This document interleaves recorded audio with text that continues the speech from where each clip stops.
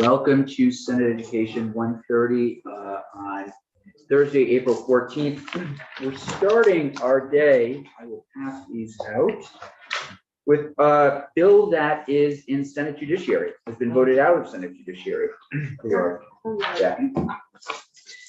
And Senator Sears asked us to review this, and I'll turn it over to Mr. Fitzpatrick in just a minute, because it is connected to educators, fingerprinting, and fees. And I believe it's now in finance. But Mr. Fitzpatrick, thanks for joining us. Really appreciate you being here. And if you want to tell us the parts that are relevant to this committee, we'd appreciate that.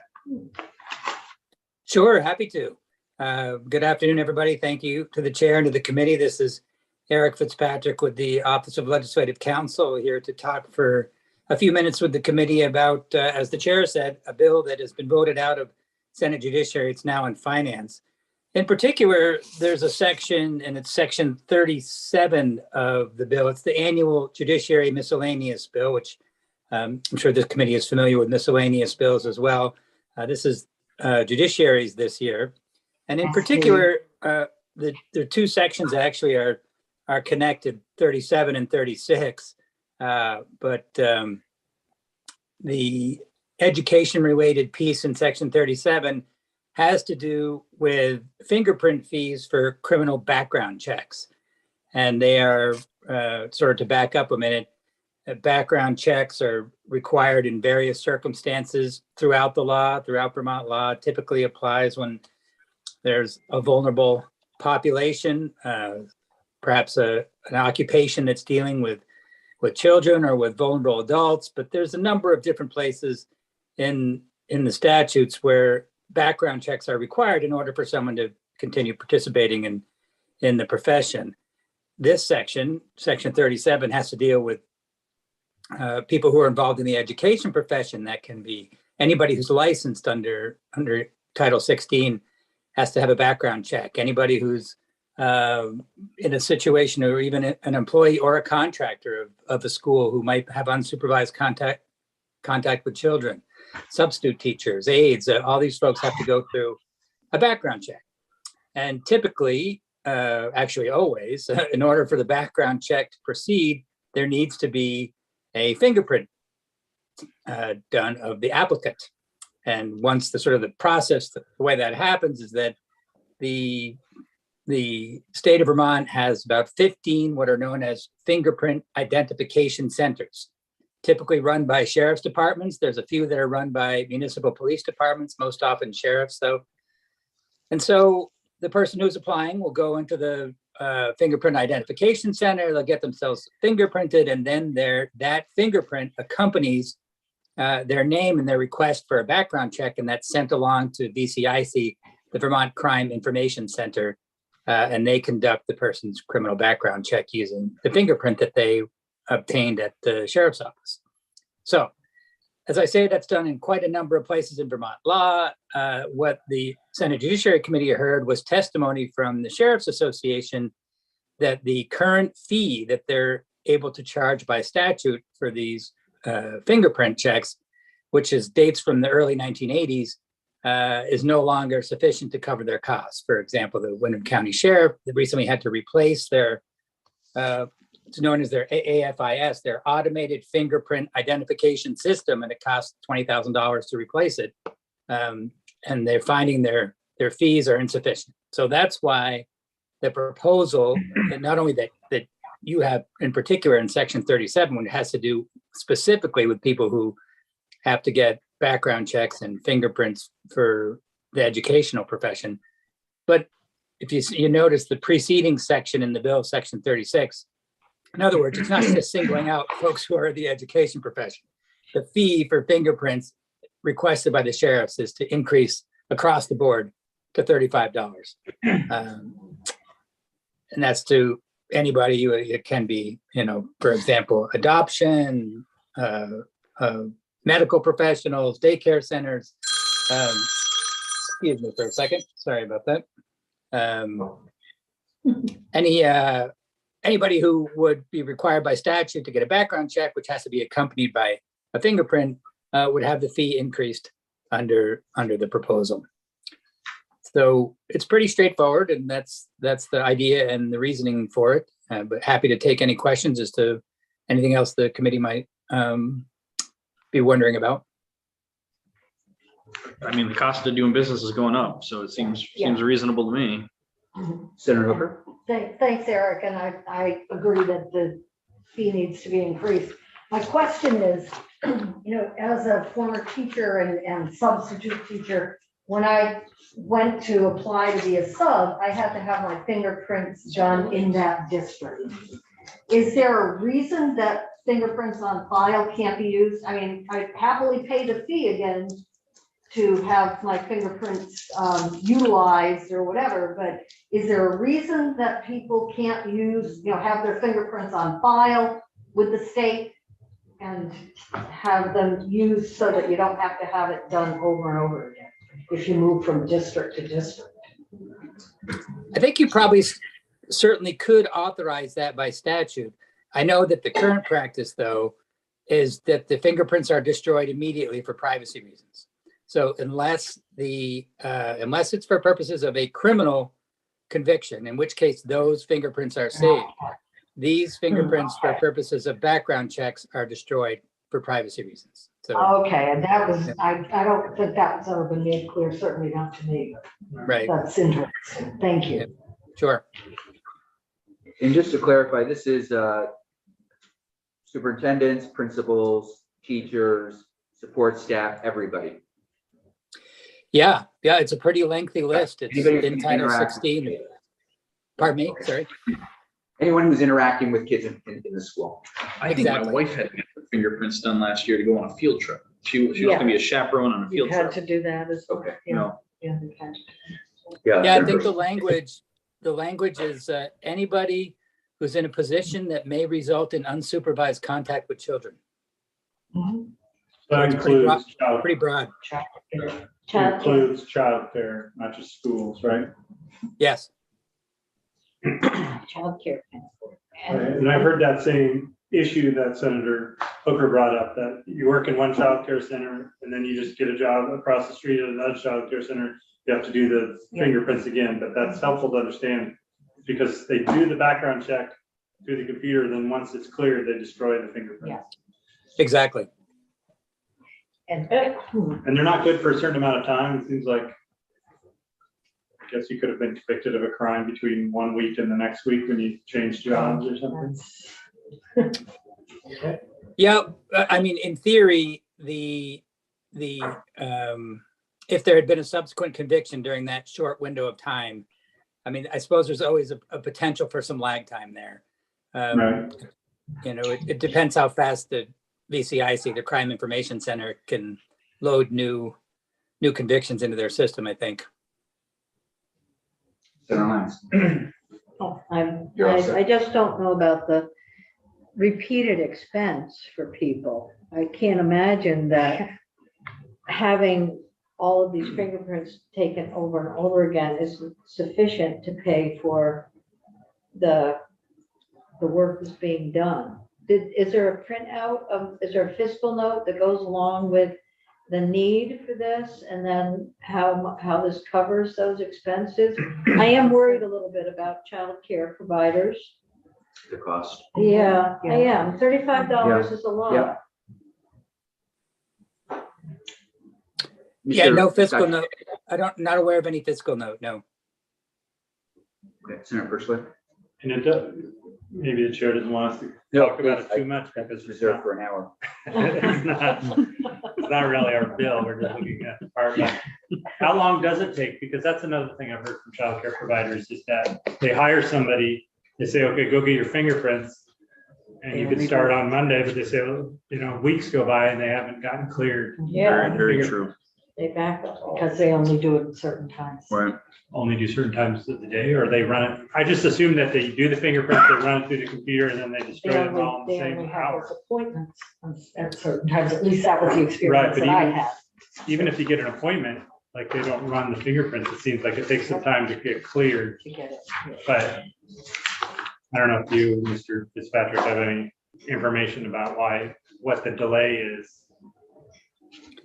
I don't know. I know that the automated system usually is supposed to only take a matter of minutes. It's very quick once the check is run through. As far as scheduling appointments, that could be part of the delay. You know, I'm not sure about timing of how, whether someone is at these fingerprint centers during business hours every day. I'm really not sure. Okay. I am glad to see that if they're not classifiable, that there's no need to have it done again, because frequently they're not classifiable. Right. depending on The reading. So again, the only change in this is the fee increase. We do, right now, I haven't heard otherwise, but we've been working under a policy of no new fees, no new taxes. Was that brought up in committee at all? Yes, and they did consult with the governor about this, and Okay. the governor said this would fit within their general approach, and Sure. that they'd be okay with this increase in fees. Bring that up in transportation about the fees that we. So has this been through finance? It's there Did now. I miss that? Okay. It's there now. I just have a lot of questions about the people who are affected. The Okay, range yeah. of people and the numbers of times they have to go through this, and then Mhm. what the revenue is from this overall. And it seems like it's gonna be, I don't know whether judiciary heard testimony on that or not, but whether the revenue would be greater than the need at the Crime Information Center. I know they've always had difficulty at the center, but I do worry about the people who have to go in there over and over again. I don't know what the data looks like at all. Well, finance will look at cost and stuff. Yeah. So Eric, can you just say, if you're a teacher or you're a early childhood educator, you're getting fingerprinted once in the beginning of the school year for $35. How many other times during the school year would you have to be fingerprinted? I don't know the answer to that. Okay. So, Okay. but you could. So we can I take a know little Sheriff test. Mark Anderson is available to, he might, Who? he's available now if you want to call in and perhaps ask him, but I don't know the answer to that. Who's available? Sheriff Mark Anderson, he's the Okay. Sheriff's Yeah. Association who requested the change. That would be interesting. I assume they don't have to get it You again don't, if they're as long just as you teaching, don't but if you change change jobs. jobs, yeah. Yeah. Well, we should ask, Leave. folks, do schools sometimes pick this up for people? True. Some do. It'd be $35, like you said. Yeah, right. Okay. It's a hefty Anything else for Mr. Fitzpatrick at this point? Mark Anderson did email and say he's available and he wants to, if he wants. Okay, sure. Do you want to have him zoom in right now? We'll just Sure. kind of take care of this. May as well. Sure. Eric, we're going to have the sheriff zoom in, give us a little bit more background on this. It's up to you if you want to stick around. We appreciate what you've said already. And if we have any questions going further, any additional questions, we move forward with this, we'll let you know. Sure. I had budgeted until 2:00 for this, so I'm happy to listen for a few more minutes in case any other Great. questions come up. Great. Thanks. Thank you.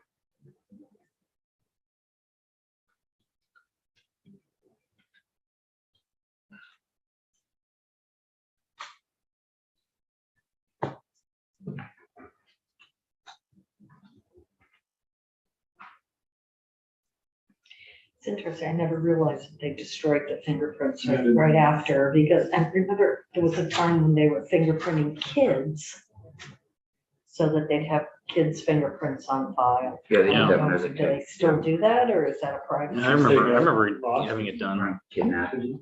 Yeah. No, when we were growing up, it seemed like kidnapping, it was, Yeah, Pretty yeah, yeah, serious, that was, serious. the point was if your child went missing. yeah. You find them through the fingerprints. Go figure.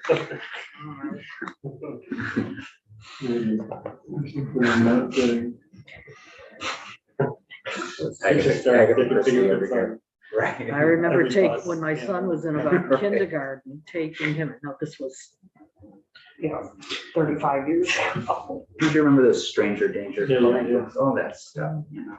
stranger danger, yeah. Are we gonna be talking about the special ed delaying the rule or not again today? After this, we have 716, where that comes up, as well as a new draft of the bill that kind of covers everything we've been talking about in that bill. And we're gonna hopefully finalize our letter.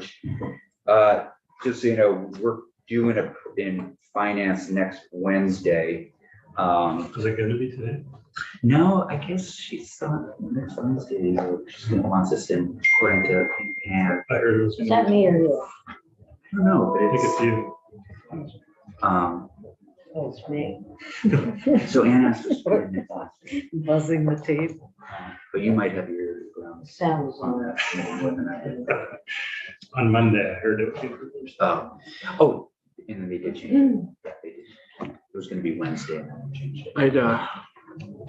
I'd offer to buy seltzers for everyone again, but I came with 40 today and Ginny took 20 and Ruth took my other 20, so I don't have any money left. Oh, do you want money? No, I'm kidding.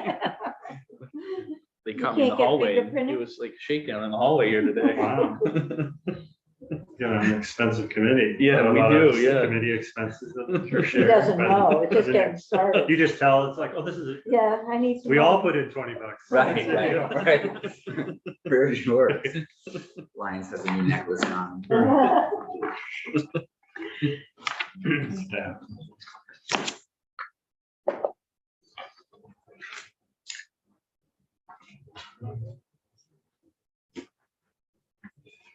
So then, yeah, so next Wednesday, I'm not sure if I'll go in or I'll ask somebody else to go into finance. It's kind of a popularity contest I might send. I'll go. Somebody should- I'm not- No, that's your old committee. It's like on home day. I'll go in and smooth them over. I'm gonna leave these on the taxes. What do you guys do? I'm gonna dissolve this committee. So And a warrant from the governor. And then we've got UVM back in to do National Guard stuff, and then we'll do a little more on 727, but I know people have 5 o'clock committees. And I don't know if there's anybody going over to the pavilion. I don't know. I wasn't. Yeah, you were. For a minute. Just say hello. Touch base. So I just, Any word back from the sheriff? we're still. Just the offer 4 minutes ago to join. All right. So Beth is also not available until 2, so we don't have anyone. Just right to the sheriff. Why don't you just take us offline until she Oh, arrives? there he is. Oh, there he is. Great.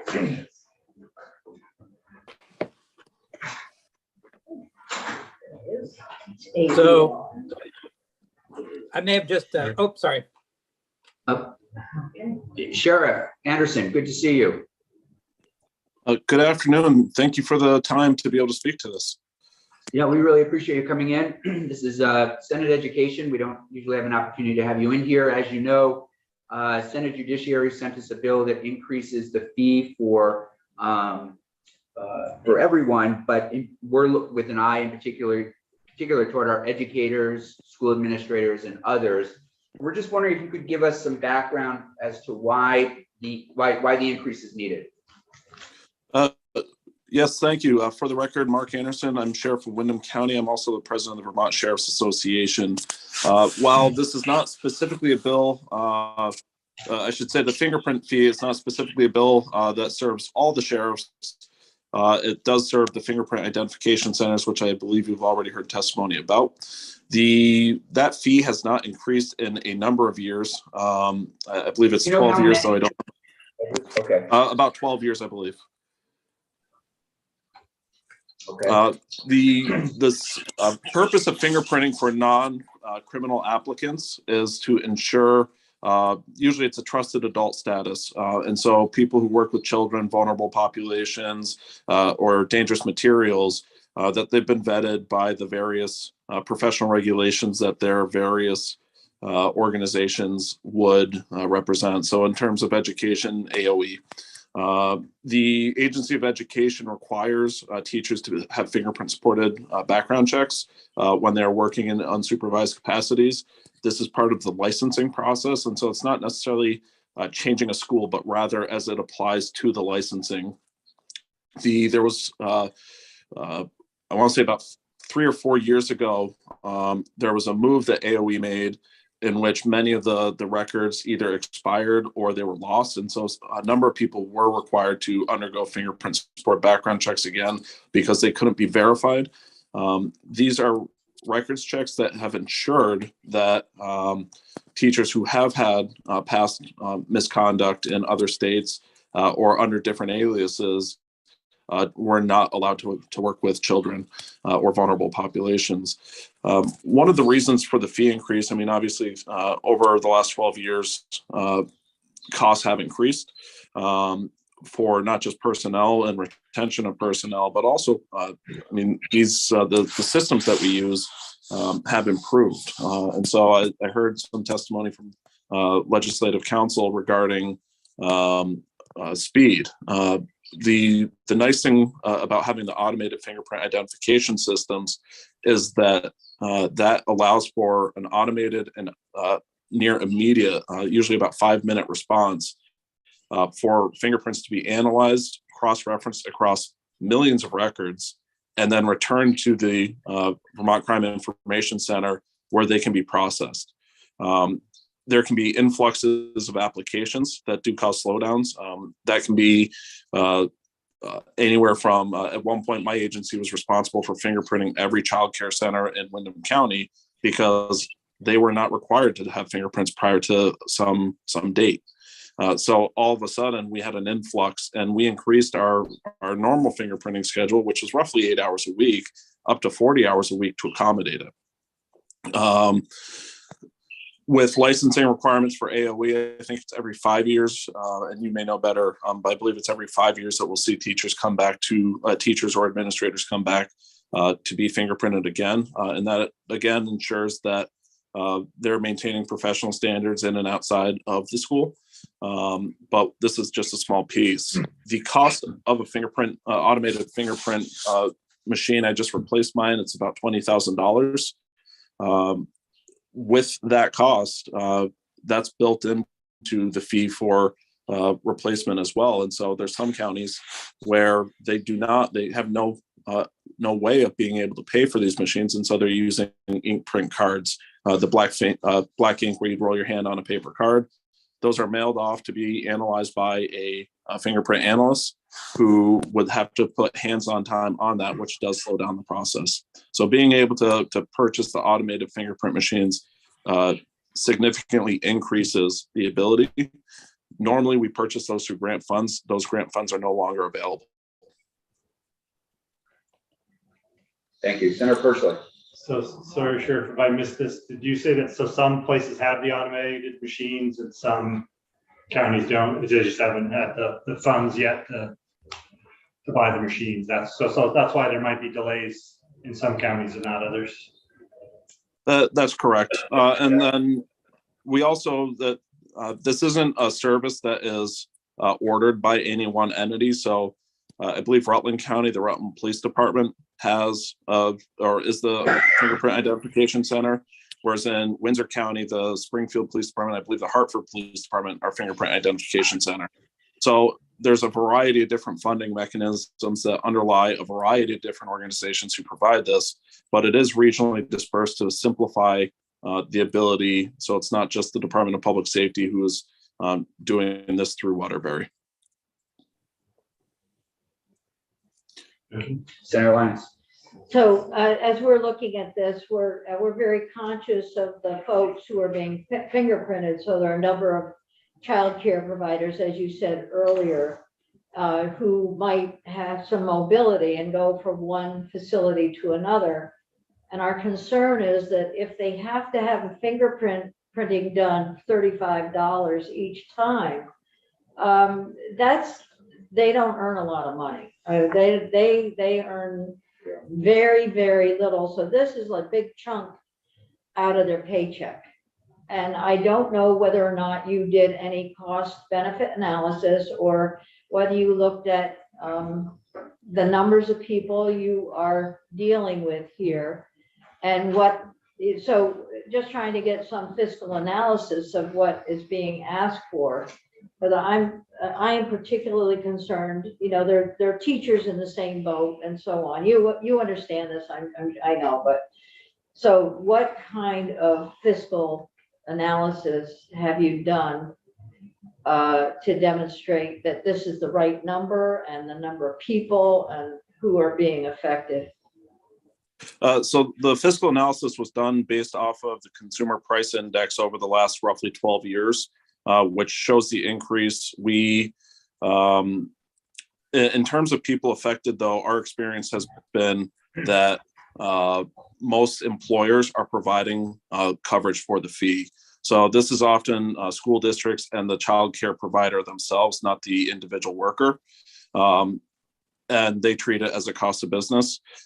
There have been times, I believe it's the Department of Children and Families, so for purposes of, say, adoption, which is separate from the statute in Title 16, but no less, where parents for adoptees or foster parents are also fingerprinted. And my understanding is the Department of Children and Families reimburses them for those costs. So to that end, we do anticipate minimal impact to people of lower income, just based on that experience of employers covering the cost. Okay, good. This is good. But you also raised in the question about the effect on the bottom line for the Department of Children and Families that, that we look at in appropriation. So did you run this? Have they looked at this? Have the different agencies and departments checked this out? I'm not sure I have that answer right at this moment. Yeah. We had a number of people working on different aspects of this fee increase, and I wasn't specific to talking to DCF. Okay. Okay, thank you. Okay, Thank you. so it's a very good point.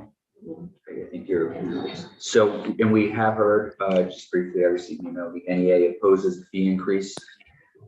So we'll have some folks in, and tomorrow Daphne will have them in for a few minutes and just hear people's concerns. In the end, finance makes this decision. Yes. They do taxes and fees, but they'll look to us for a recommendation when we're there. Well, like- Senator Chin. I don't know if we can legislate this, but it'd be nice if these were reimbursable by our school districts as for teachers. The NEA is opposed to this. Right now, I believe each teacher has to bear it personally, but they can't submit this for reimbursement. Yeah. I don't know if we can legislate that. Would you say that again? So what are you proposing exactly? I don't know. Yeah. Is there a way for the legislature to say that expenses for certification, including fingerprints, are reimbursable expenses at local school districts? Oh, I see. As long as it's not a negotiated Right. thing, yeah, you get into that. That's a good idea. I like everybody to have it. Senator Karen. Well, and I appreciate everyone's comments. It's a good discussion. But, these sheriff's departments are strapped for cash like everyone else. Yep. They're struggling. I know ours in Rutland County is. And, that's such a volatile business anyway, because they need to go find their business through contracts with municipalities. It's not like it's funded from a local, municipal budget.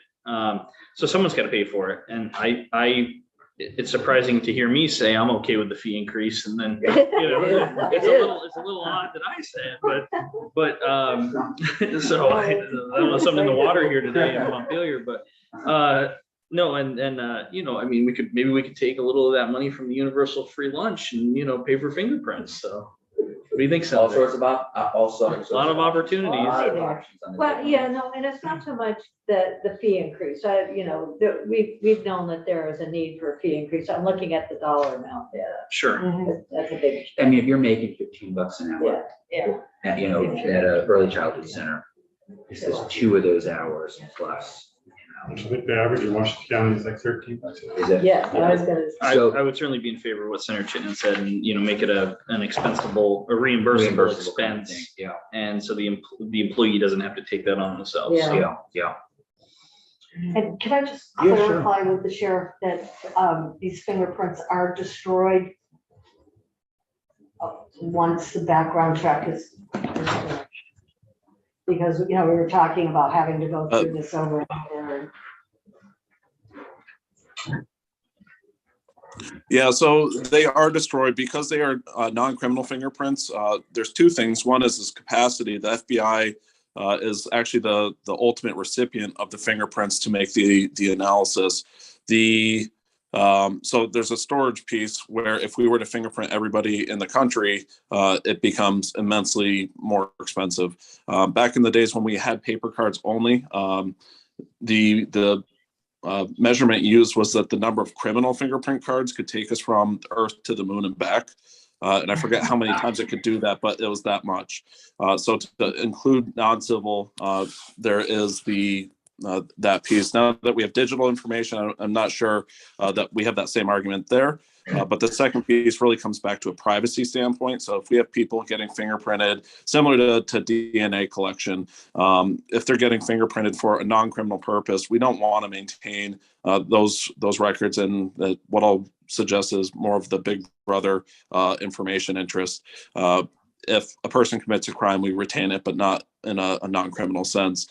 So finally, I'll just leave it with most of these. And if there's concern about, for example, the child daycare facilities or early educational facilities where changing employers might cause them to get fingerprinted, it might really be consideration not so much for the concept of fingerprinting, but rather licensing and what's triggering that need to be fingerprinted if they are within that. I believe we're using 5 years right now from AOE standard. I think that's a reasonable expectation if they can demonstrate they've been fingerprinted, and BCIC is able to certify that. Okay, that's helpful. Okay, can I Please, hear? yeah, absolutely. So, if there, how much money would it cost to have all of our sheriff's departments have automated print machines? I mean, what is the cost for each? He disappeared. What is the cost for the print machines? And because you said the grants are no longer available, and I understand we need to have a place for you guys to go and to get your machines. That's important. I don't think there's an argument about that, but I'm just trying to sort out how much it would cost to spread these machines across the state in total. And did you consider a one-time appropriation for that? So the cost would be for the current number of stations, roughly $320,000. Because this is not a statutory obligation, it's somewhat hard to represent who deserves to get those machines. And then if we start talking to or saying, okay, we're going to provide the machines across the state, does that then translate to, do we need to get one at every law enforcement agency in the state? Because they all could technically be a fingerprint identification center. That would raise it to roughly $2 million. So there's some, because there's a lack of clear direction statutorily of who would do this, it's really done on a volunteer basis. Did we ask for a one-time fund allocation? No. Because again, I'm not sure who we would be representing in that regard. The cost of a machine, I just replaced my last machine last year. The last machine cost $80,000. They have since improved in price. So I just paid $20,000 for its replacement. But it's also a fairly niche market that we are at the whim of the manufacturer for what the cost of the device is at that time. Thank you. Thank you, Mr. Anderson, Sheriff Anderson. Really appreciate it. We're going to continue this conversation a little bit more tomorrow, and if we have any additional questions, we'll be in contact with you. Mr. Fitzpatrick, thanks a million. Great to have you. Great, Sure, thank you for your time. Yeah. Ms. St. James, we'll get you a better chair if Senator Chinden doesn't mind swapping that one out. That's what I sat in yesterday. Oh, well, is that what you want to sit in? It That's just seems not like a good crummy chair. chair. Does that have a good? You should, like, didn't you just sit in that one No, and say? Oh, I see. Oh, I didn't know it had a, No, it I thought it doesn't. was, That this one is is, better. this is a nice chair. Yeah. No, that one you could get. Oh, okay. that one. This one's Oh, now I fine. scabies. Jeez, I didn't even know we had scabies issues. in there. You have What is- scabies? No, I Who, what? absolutely refused. I worked in a courthouse where there was a scabies outbreak. Oh, my goodness. Oh, Right. whether it was a what? Scabies. Oh. Nope, I'm good with That's a that. scabies. That's- That one has yeah, scabies. the one, the thicker one has scabies. Or they have to get rid of all their cloth chairs. I don't mind staying. Oh, You God. never know, do you? Not in the State House. No. It was in a different coast entirely. Oh, really? Oh. Yes, and it was I used to do child Oh, did you have welfare some- matters. Oh, dear. Oh, that doesn't. For public defender. No, I worked for the Attorney General's office in Oregon, and I represented the Department of Human Services in like termination of parental rights cases. Yeah, my wife did that, but as a public defender.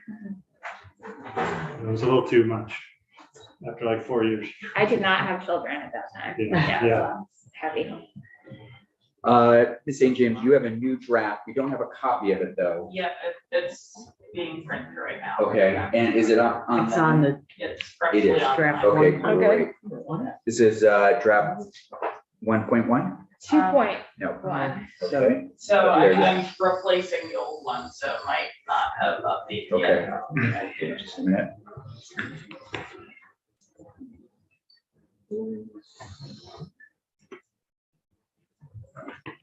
And Daphne, we'll need, you probably already have them, but printouts of all the bills. Yeah, all Okay, of them great, are here. great. The new versions. There we go. 2.1. 7 pages. St. James, do you mind taking us through it? Sure, Beth St. James, Office of Legislative Counsel. This is draft 2.1 of your strike all amendment to the, to H716. The yellow highlighting reflects changes from yesterday. I don't know that I have met all of your direction, but I hope we can get there together. Page 2, the Yeah. first one is just section 2, and that is just the 3 options that you discussed yesterday. There's It's no- great, well no done, additional- Yeah, so those are, that will be the decision point we'll have to probably make by tomorrow. Do we delay? Do we do the waiver? Or do we just no delay at all? So that's very helpful, great way to do it, thank you. So section 3, there's a 3A and a 3B. I have presented you with 2 options. This was the section addressing Holocaust education and civic education. Okay, great. And yesterday you heard testimony from Secretary French suggesting that you do something similar to language that AOE had proposed and that was inserted into S287 around education quality standards. Section 3A, option A, is the language or the construct that is in 287 and proposed by AOE. And that is amending Title 16, Section 165A, which is the education quality standards, to require that Vermont school districts meet school district quality standards adopted by rule of. Itching soon. Sorry, that we just noticed that the scabies outbreak. Oh, I should never, it's such a riveting story. It was your fault. I'm sorry. You guys will be fine. True story. You might be itching later, but.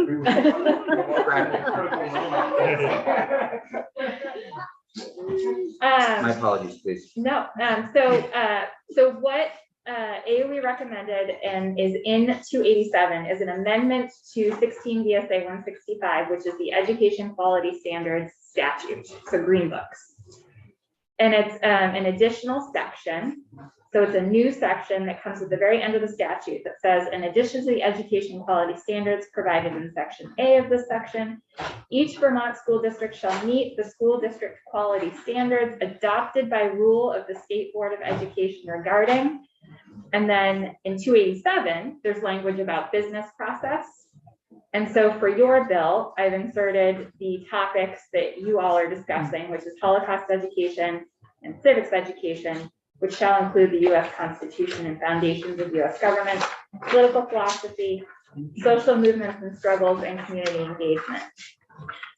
I And think, then- can I interrupt for Please. that? I think that's phenomenal, how, I think it accomplishes what we were trying to accomplish. And I think how you worded it is just fantastic. Thank you. There's more though. I don't know you'll like. Well, all right,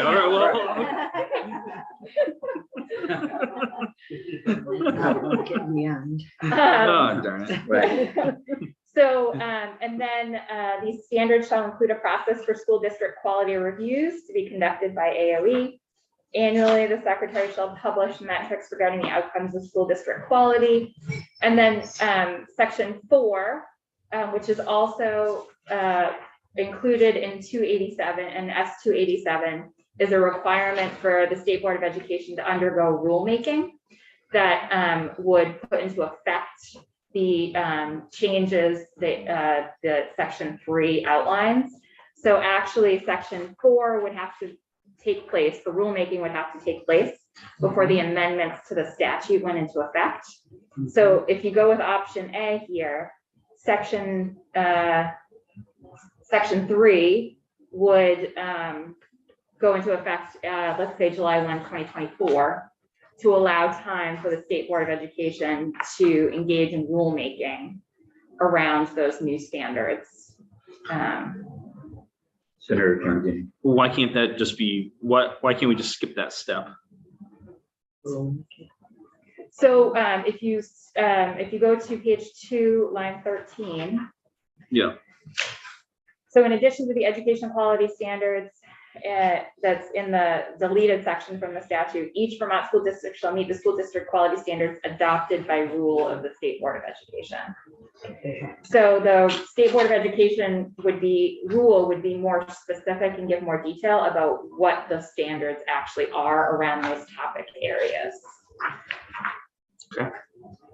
And so, like I said, Secretary French's suggestion was to take their suggestion that was plunked into 287, and that's what option A is. So it's an amendment to the education quality standards statute. Senator Frischel. What's option B? I don't. Yep, option B is on page 3, line 11. Oh, that, I see. It's just a report back. Ah, So Secretary French's language yesterday was the, and he did not have the bill, I don't think he had the bill in front of him. But his language was around requiring an examination of to what extent these topics should be included in education quality standards. And so it didn't quite match what was happening in 287. What was happening in 287 was a full-on amendment of the education quality standards statute, not an analysis, if you will. And so option B or 3B is a report to perhaps to get you to 3A. So I just wanted to present those two options. yeah, I mean, just speaking for myself, I mean, I was thinking we would get a report and then we would sort of move from there, but I'm open to other things. Senator That's Frischel. what 3D is. 3A. Yeah. Is the deadline is that in section 4? No, so I'm sorry, I should have, somehow the effective date got deleted, I think probably when I was highlighting things. So section 3A requires rulemaking. So the rulemaking would happen first. So it would just have the rulemaking requirement would have an effective date of July 1, 2022. And then section 3A. But even when we ask for rules, we usually say by a certain day, file the rules. Yep, so First, right? they shall initiate rulemaking. And then once they Where's initiate, that? in section 4, line 5. Okay. So Yeah, please. you're right, I like it a little less, but I don't necessarily think that I am looking for another report that tell us sort of what I think we already know. In some cases, I think that we could skip that part and just stick to the 3A, in other words, just make it happen. Or am I totally not You can't. following? You can amend state law. That's your job. your power. Cool. You can do that. The reason I provided the two options was when I went and read the language that was in 287, it didn't necessarily match what Secretary French was saying, because he was talking about an examination of the extent to which these topics should be included in the education quality standards. Option 3A with the necessary section 4 is just, you're not asking for an examination, you're just throwing them in there. So I think I'm sorry. Yeah, please go ahead. My only thought is there's no guarantees that any of us are here next year, right? And we're at the end of it, and I would love to see this happen and make it, a report coming back to the next education committee could be filed in the can, and thanks for the report. It wasn't something we were passionate about, and then this topic disappears forever, right? Mhm. So I feel like time isn't on our side. I hope we're all back, by the way, but you know what I'm saying. I just think it's the realities of a democracy. So I would just like to see it happen. The agency or the board would have authority to update the standards on their own, would they not? Yes, they have let me pull up the whole statute here. While you're looking Yes. that up, I guess, so with the deadline, I just wondered if it would, my only concern would be that we say, oh, you do this by February 1st, but they're also doing the Act 1 work, and there's the date and time when they're working on the education standards, that all that work, and that's taken several years. So I wouldn't want to kind of mess with that, or, have them go through a whole rulemaking for this, and then then have to go through another rulemaking for the Act 1 ethnic studies project, which is basically a similar effort, if I understand correctly. Senator Chin. If you want to speak to that. I was just gonna, I don't know, can I?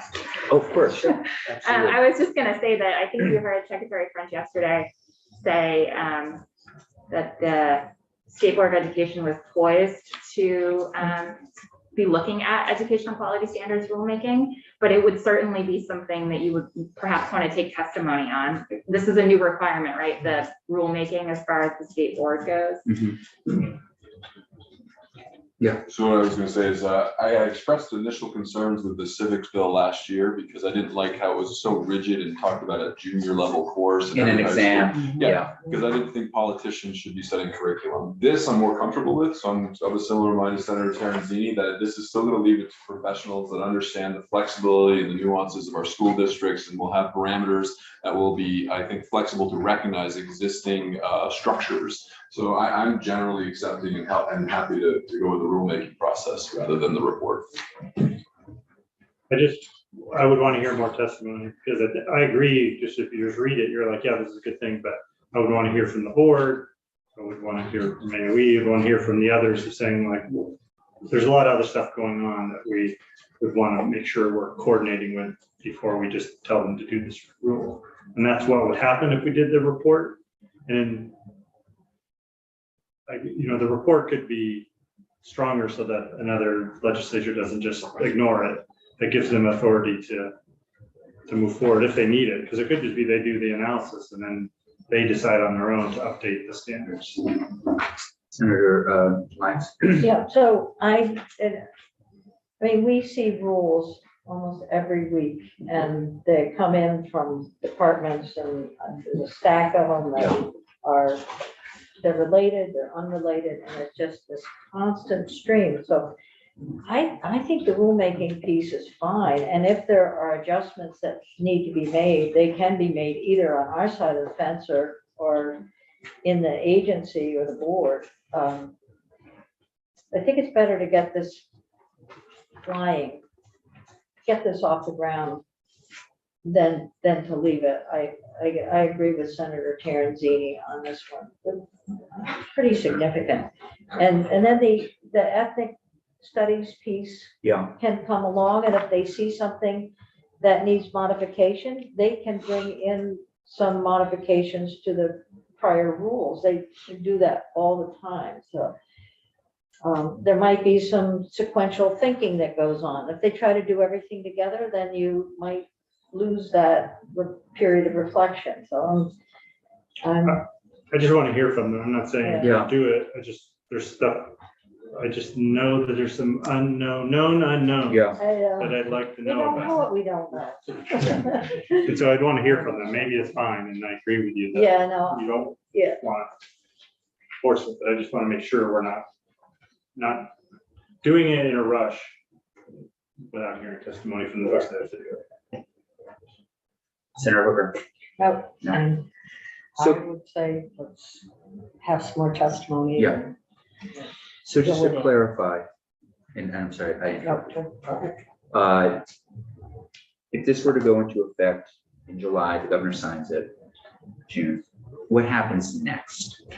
The effective date, and I did not amend the effective date section in this bill. But I'm saying, like, Yep. does it go to the state board for, just help me understand? The state board would be required to engage in rulemaking Yeah, related To to these developing the standards around educational quality standards related to Holocaust education, civics education, including those specific categories in civics education. so let's pause there. The only thing I don't want to lose is there something even maybe too broad that talks about sort of, the other issues that we raised? How do you teach about Ukraine? How do you teach about January 6th? I mean, all those kinds of things. But at the same time, I do think now, like you said, US Constitution and foundations of US government, political philosophy, social movements and struggles, community, and that does capture a lot of that.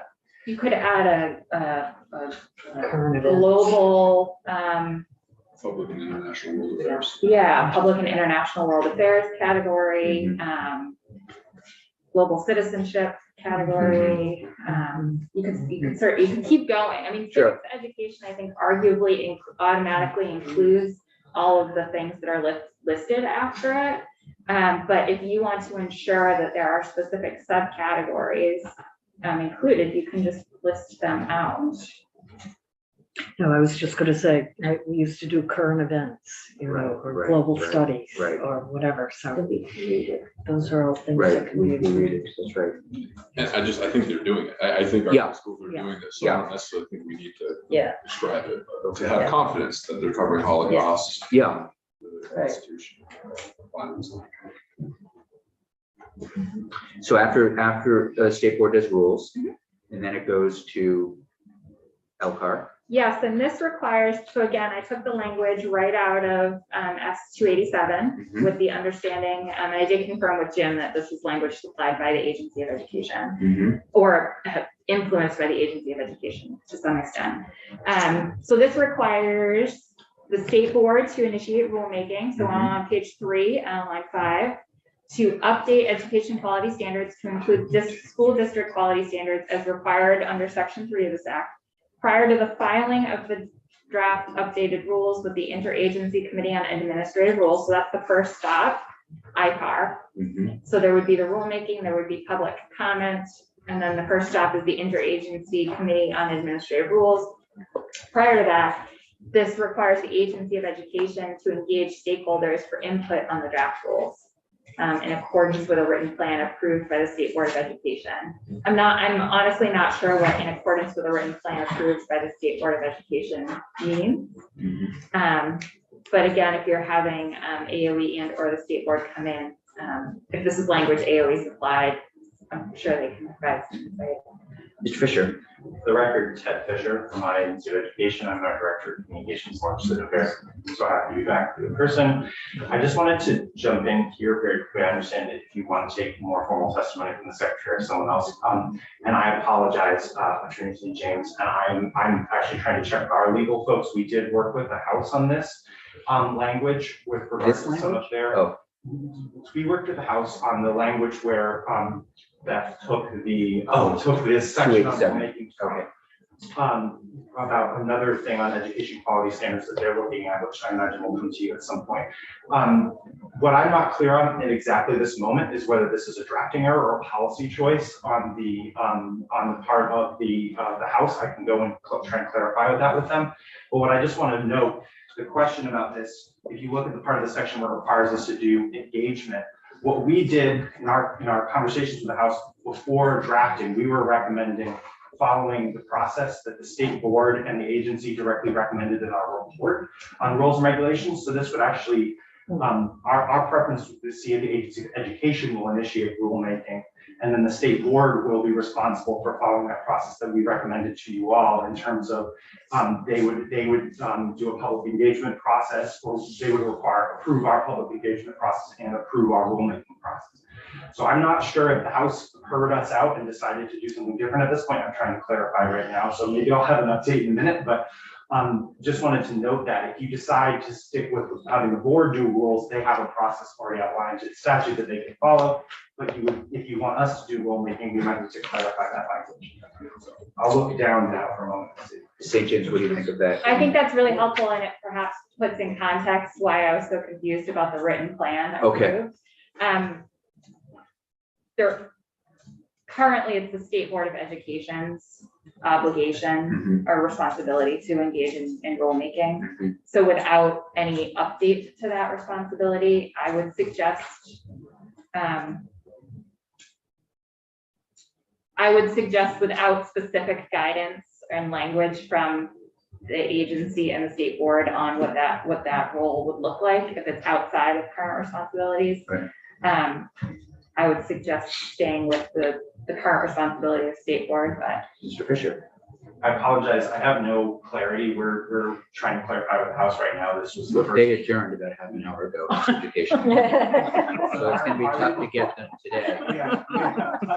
I will go check in with them, with the committee members, and we're also checking with legislative council to see Okay. Thank you. on the thing is, I just do want to note that the agency, as an executive branch agency, has its own rulemaking power. However, the General Assembly has all of the existing rules, are state board rules, and previous Act 173, those rules were given to the State Board of Education, not to the agency, but there would be nothing to stop you from doing so if you so chose. We thought we wanted to follow the process that we agreed on with the state board in our recommendation, which would be that they would do the public engagement and approve our rulemaking process before it got to LCAR and provide basically that extra public assurance, public engagement process before it gets to the LCAR process. That was the backstory behind that. So would you, once you find that out, you'll communicate that with Ms. St. James? And Yes. perhaps we could even see, we'll see new language probably tomorrow, but it sounds generally that the committee is moving in this direction favorably. Option A. Option A. Okay. I mean, we're going to continue to take testimony, but let's work out this kink first and go from there. Does that sound okay? Mhm. Okay.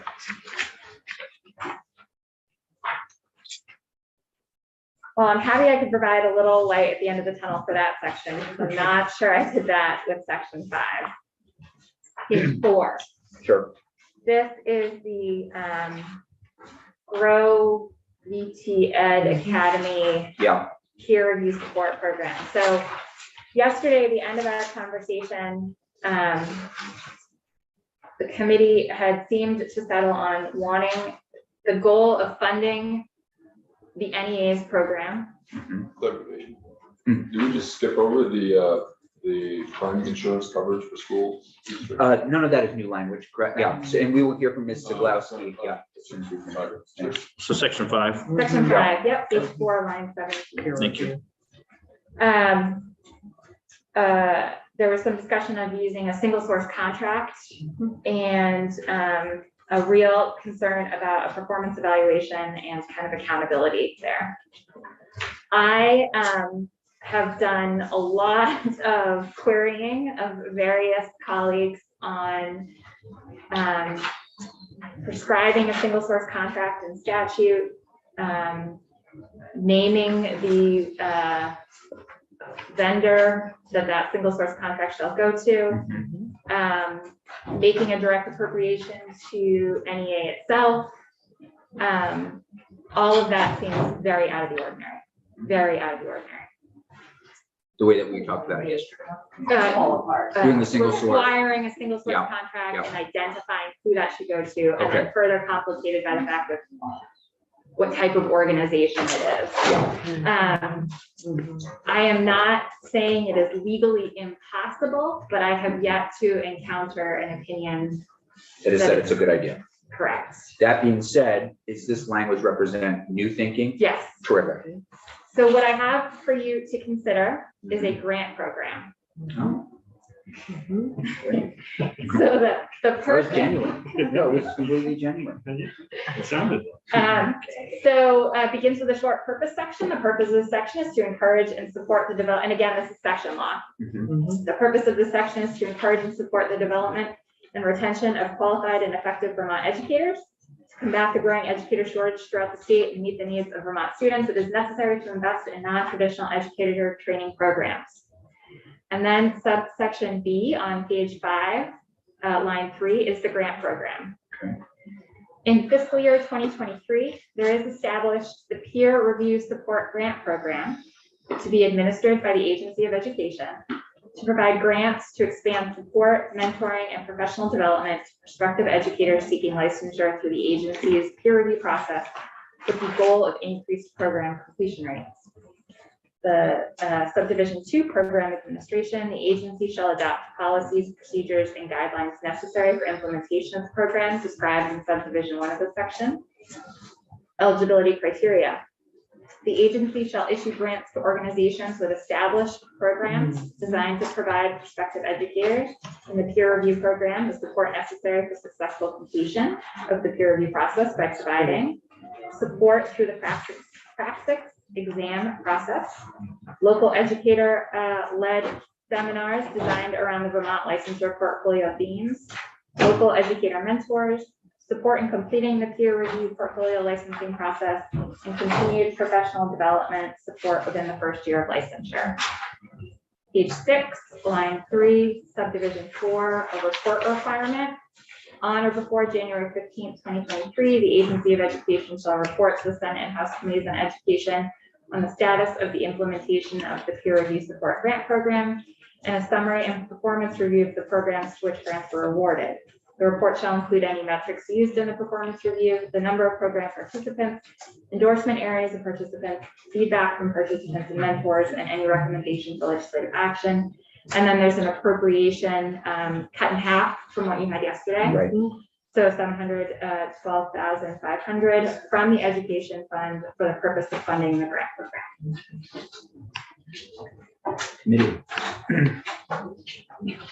So Yeah, I like it a lot. Yeah. Yeah. those eligibility criteria were taken from the Grow Your, Yes. What was the question? the eligibility It sounded criteria. like you whispered it. Go Oh, ahead. sorry. That's okay. Okay, we'll talk later. You have Secretary, something that can be public. well, I called this program yesterday out of the box. Yeah, Secretary French corrected me saying it was definitely not out of the box, but this seems a little out of the box. I like it. yeah, It's a little creative, right? I really like it. Yeah. Great work. I mean, this, I think, helps get us to a spot where, it's cleaner, it's easier to explain, it's doing what we want it to do. I have a It's a challenge. Okay. Oh, gosh. I will say, it's possible. I put this, it took a while for me to get here. Yeah, So this was right before I came down to you. okay, It's possible that there are grant requirements from an administration standpoint yeah, that may have criteria. I don't know what the administrative criteria is on the state side for eligibility for these grant programs and whether there's any ineligibility for the program that you all have been considering. Mhm. Unless there's not. I don't know. I'm just saying, as I'm thinking through knowing that your goal is to somehow fund this program. really, A honestly, program. program, I mean, really, A yeah, program, yeah, and yeah, that's what this does. yeah, I just also wanted to say that you're really leaving it up to AOE to set that program. You've given some outlines Sure. of what the program needs to include. I'm not familiar with state grant requirements. I think perhaps BGS might have some some, I'm not sure if there are any administrative limiting factors on who is eligible, but this outlines criteria that you've all been discussing. Yeah. I'm so sorry, can I ask a question? Ted whispered in my ear right as you just identified. You mind the just funding identifying source. yourself for the record? Oh, I'm sorry. It's okay. Children's Campbell Agency of Education for the Federal Emergency Funds Manager. So I missed the source of funds, right as you said it. Education fund. Okay, education fund, great. Thank you so much. Thank you. Senator Person? I was gonna say, unless they're disbarred, they would be eligible. Okay. I can't think of anything in bulletin 3.5, which is the AOA's grant bulletin that Okay. would be a problem. That's the contract. So 5.0 then. I don't know. I know 3.5 because I That's the talked about contract. that to get The here. grant, one's 3.5 and one's 5. Okay. So it must be the grant one must be. This looks great. So we'll have AOE. We're gonna try to get tighter on this hopefully tomorrow. So that we can just leave us next week in plenty of time. But I'm wondering if the committee wouldn't mind just going back for a minute to the education quality standards and rulemaking. I wonder, and this is just. What line? Sorry? Oh, back, the Yeah, Holocaust. page 2. Yeah, thank you. Where we have Holocaust education, should we say Holocaust education, it sort of make it more, make it broader in a way, I'm just thinking, other genocide, I don't know what that is. Yeah. You know what I'm saying? Something, Crimes against humanity. Genetic extermination, eugenics, I mean, perhaps genocides. Genocide. Can you just think about that a little bit? Do you want that included against. within Well- Holocaust or a whole separate, like a? No, I think subsection? included, Okay. They could just read Holocaust and genocide education. something, could just something put like that word that. The understanding of genocide, something. Historical. I'm just thinking to broaden that a historical little bit. Issues related to Holocaust, or But- not And just genocide. Holocaust. Genocide. Crimes against humanity. Crimes, Said. yeah. Oh, I like that. Crimes against humanity. Yeah, Crimes like against that. humanity. Or crimes against specific groups of people, or. You know what we're trying to I do, here. yeah. I will Thank you. come up with some new language. Great. Because you have Rwanda, you have. No, since you took us back. Yeah, you want to go back? Okay, Bree, just on the rules, so Yeah. who has these rule obligations authority now for the quality standards?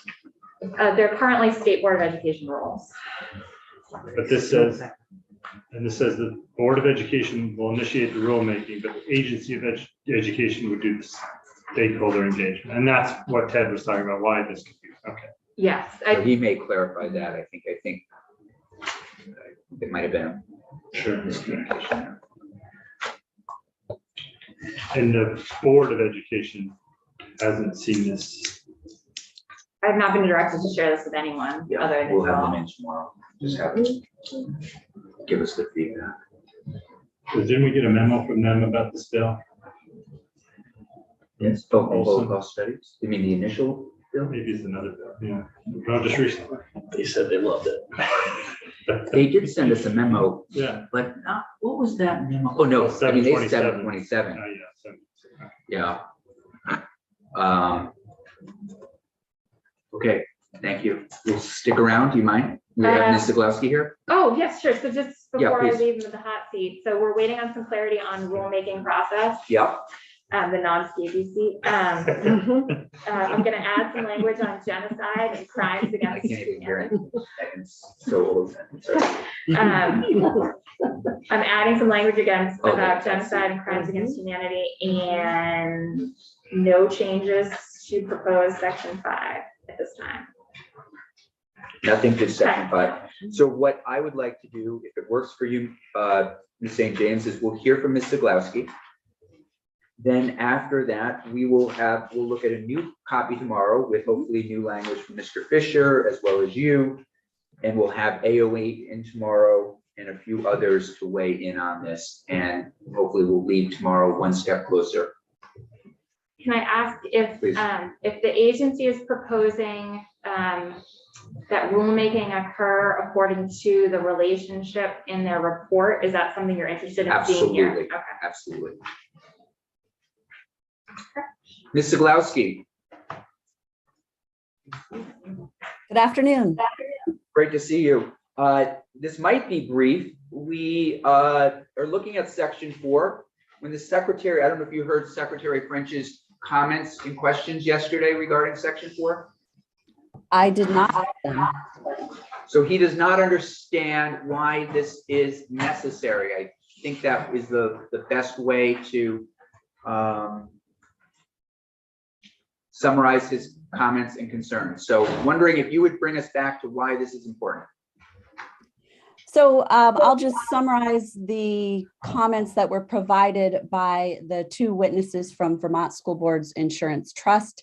And I believe what they indicated was that it is much more common and evolving practice for the coverage to be provided through suitable crime insurance rather than through a bond. And I could certainly communicate with Secretary French about this so that he has a better understanding of the issue. It's possible, but Senator Perchlik's going to jump in right now. One of the questions we also had, Sue, was this section was about the, I forget now, what kind of school districts? It was only the incorporated school districts or some term, That's right? And we didn't know what that meant. Like, who are the incorporated school districts versus the other ones? And is because this wording about bonding only applies to them, or? No, our request was for this change to be made for all types of school districts. This piece is in this bill because it doesn't fit in with the Chapter 11 rewrite, but the Chapter 11 rewrite, as I understand it, was going to also be revised to include this for unified union school districts. So all school districts have this issue of this, what we might say is antiquated language about bonding, because nobody does bonding. They do the liability insurance. So it's not just an issue of the incorporated school districts. You want to correct it for all districts. Yes, that's correct. I also had a question. Was it true that you hired Secretary French as first job as superintendent? Yes, I was the chair of the superintendent search committee at the Bennington Rutland Supervisory Union when we hired Secretary French as our superintendent. Great. Ms. St. James, anything else from you in terms of clarification? What I am going to ask Ms. Zeglowski, if you wouldn't mind just touching base with Secretary French. And so, you can come back and say, hey, we're good. You've had a conversation with him and kind of close the loop on this. Senator Perchlik. And Ms. St. James, is this in 727? Even though I was paying very detailed attention to our walkthrough of the bill, I don't remember it. No, so the language has been added to a strike all amendment for you all. And it is the only thing in the strike all amendment at this time. But that is the way to include that would be to just amend page 727.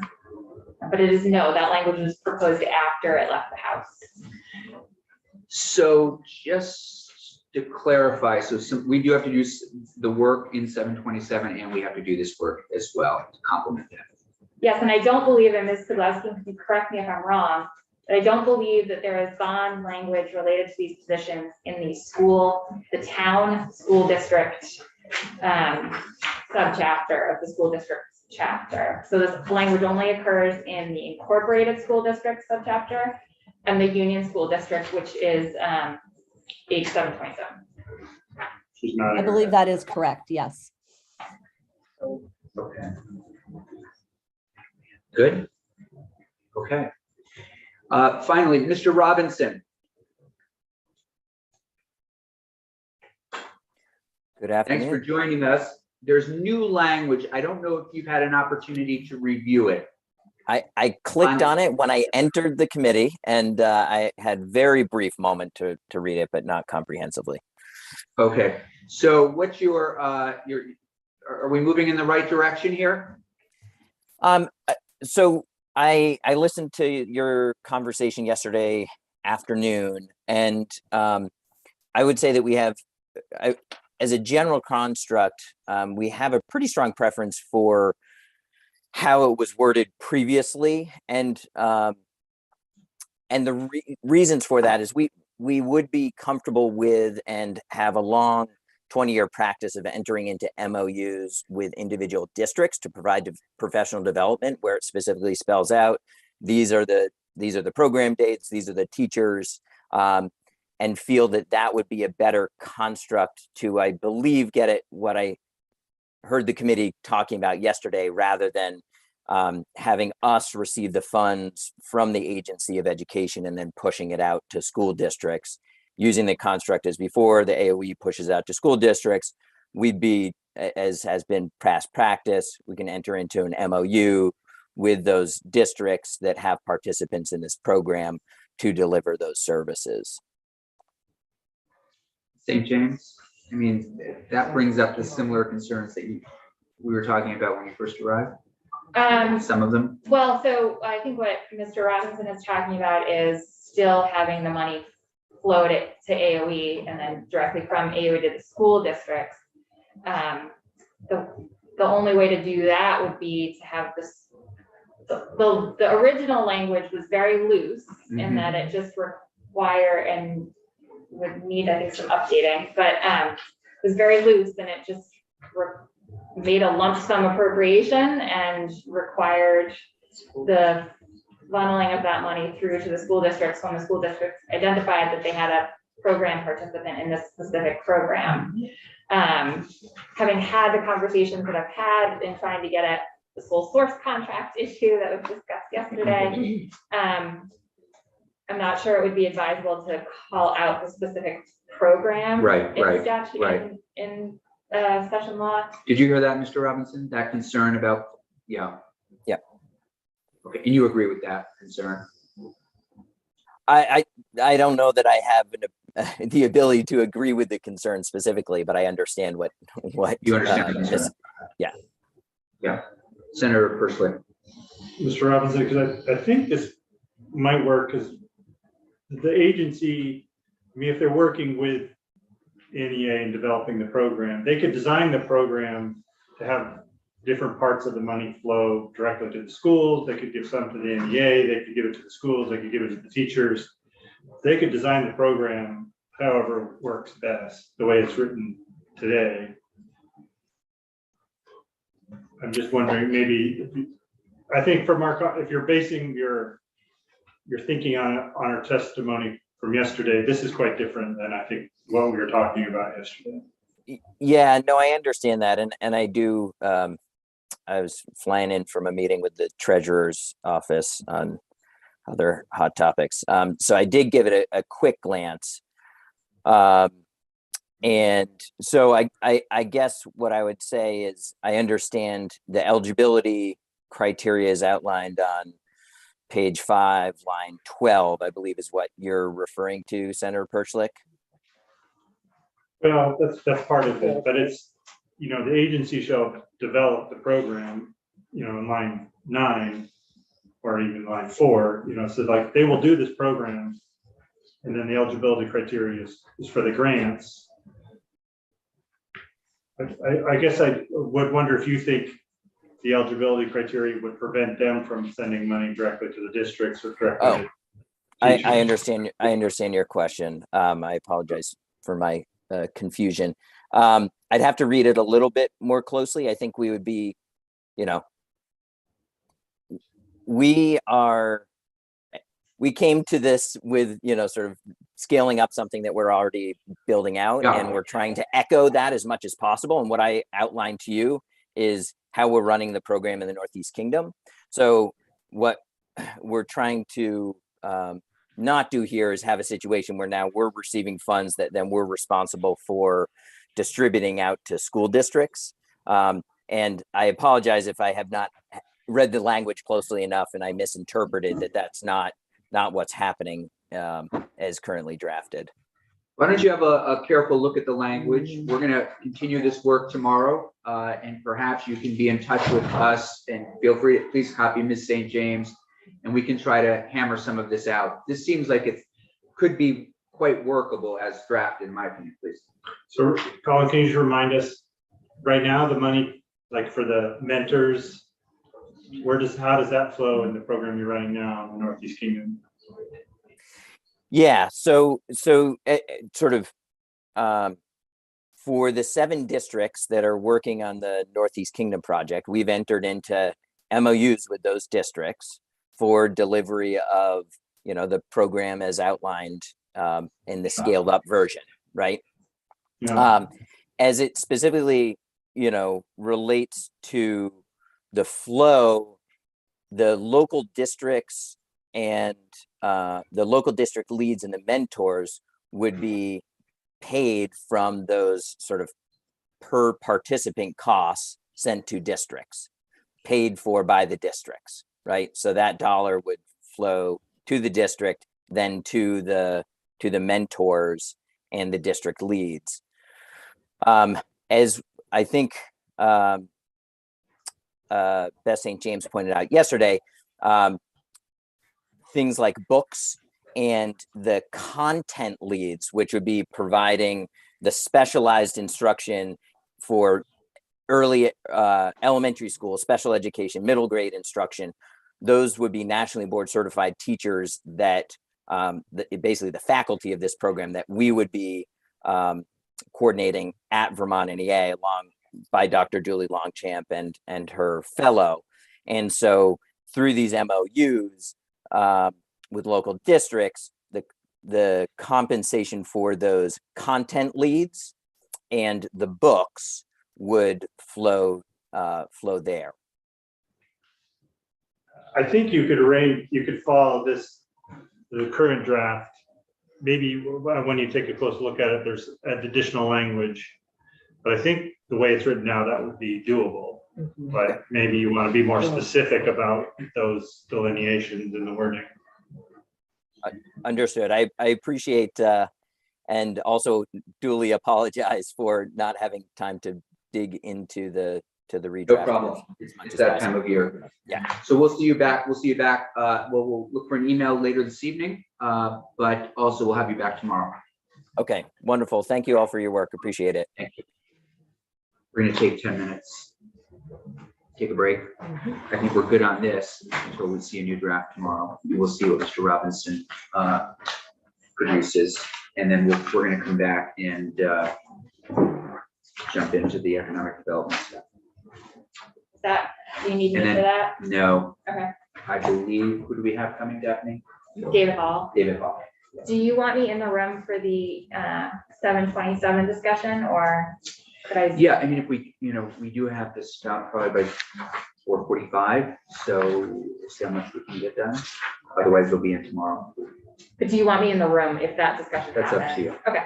Completely up to you. And even with the other stuff, so we'll come back, committee.